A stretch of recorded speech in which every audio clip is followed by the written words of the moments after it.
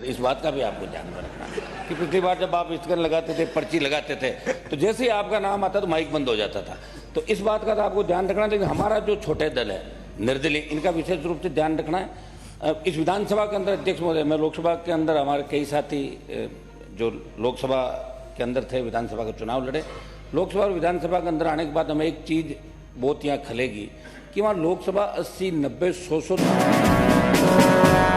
Hello guys, स्वागत है आपका फिर से जिला नीम का थाना न्यूज एंड रिएक्शन के अंदर। गाइस, आज विधानसभा के अंदर हनुमान जी बेनीवाल ने नवनिर्वाचित विधानसभा अध्यक्ष वासुदेव देवनानी को क्या सजेस्ट किया, अपने स्पीच के द्वारा उनको क्या बताया कि आगे आने वाले 5 साल के वो कार्यकाल के अंदर वो क्या करेंगे।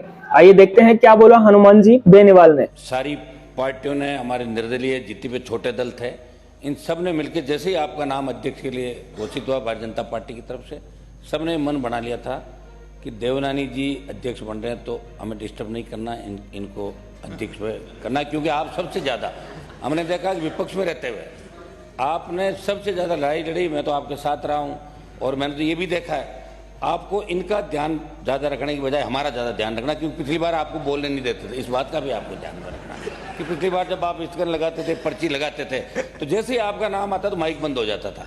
तो इस बात का तो आपको ध्यान रखना। लेकिन हमारा जो छोटे दल है, निर्दलीय, इनका विशेष रूप से ध्यान रखना है। इस विधानसभा के अंदर अध्यक्ष महोदय, मैं लोकसभा के अंदर हमारे कई साथी जो लोकसभा के अंदर थे, विधानसभा का चुनाव लड़े, लोकसभा और विधानसभा के अंदर आने के बाद हमें एक चीज़ बहुत यहाँ खलेगी कि वहाँ लोकसभा 80, 90, 100 दिन तक चलती साल के अंदर, और यहाँ 20 और 25 दिन विधानसभा चलती है। सारे दल यहाँ प्रतिपक्ष नेता का चयन नहीं हुआ, शायद उलझन के अंदर वो मामला जल्दी हो जाए। मैं इनको करता हूँ जल्दी प्रतिपक्ष का नेता बनाएं और हम सब मिलके आप सर्वदलीय बैठक बुलाएं और बैठक बुला के तय करें कि राजस्थान की विधानसभा कम से कम 30, 35, 40 दिन साल के अंदर चले।